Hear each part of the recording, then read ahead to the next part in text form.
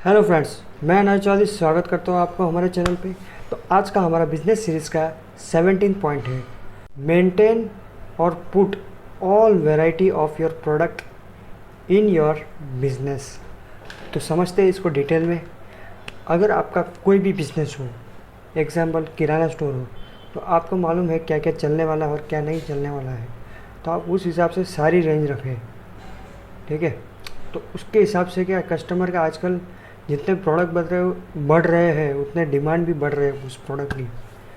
और वैरायटी तो आपको मालूम ही है, पहले पैराशूट में खाली एक पैराशूट आता था, अभी एलोवेरा आता है, नीम आता है, क्या क्या आता है आपको भी मालूम ही है। तो आपको वैरायटी रखने का है और क्वांटिटी में आपको खाली दो दो स्टॉक रखने का है। अगर आप मीडियम स्केल पर रन कर रहे हो तो आपको क्वांटिटी में जो कम चलता है उसका क्वांटिटी खाली आपको दो दो ही रखना है, दो दो पीस, ताकि क्या कोई कस्टमर खाली ना जाए।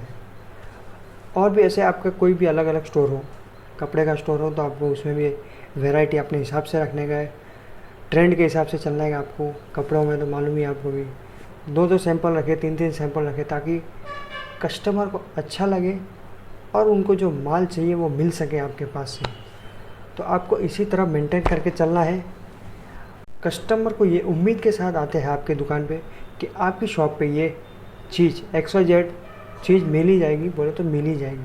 तो आपको भी वो कस्टमर की डिमांड को पूरा करना ही पड़ेगा।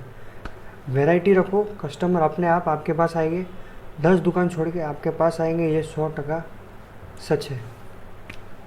आपको खाली वैरायटी पे फोकस करना है और time to time expiry maintain वगैरह, स्टॉक मेंटेन वगैरह सब करते रहना है।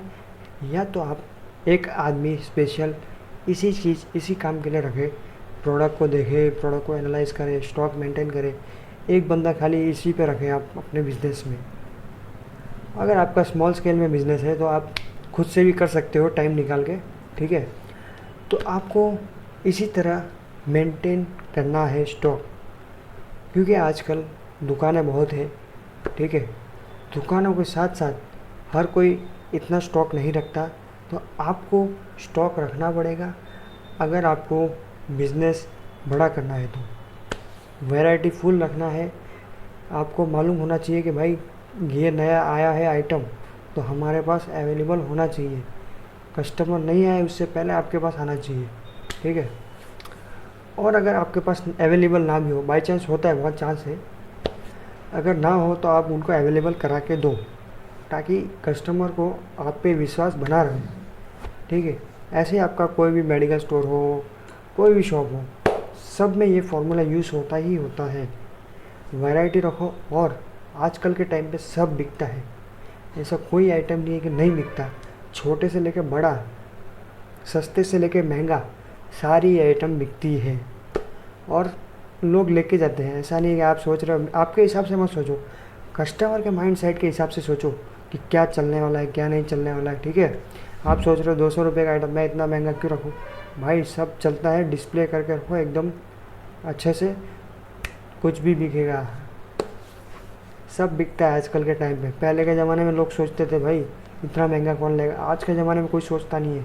तो आपको भी यही ध्यान रखना है कि आपको मेन फोकस अपने बिजनेस में स्टॉक और वैरायटी पे रखना है। स्टॉक आपको मेंटेन करते रहना चाहिए, मंथली या तो 2 मंथ 1 मंथ ऐसा गैप रख के आप अपने हिसाब से जैसा आपको सेटिंग लगे वैसा करके आप कर सकते हो। तो फ्रेंड्स आज का बस इतना ही, आज के लिए बस इतना ही। मिलते हैं हमारे अगले टॉपिक के साथ, ठीक है। और अगर आपने हमारे चैनल को सब्सक्राइब नहीं किया तो चैनल को सब्सक्राइब करो, ताकि ऐसे और बिजनेस आइडिया मैं आपको देते रहूं, कैसे ग्रो करना है, बहुत कुछ है अभी तक तो।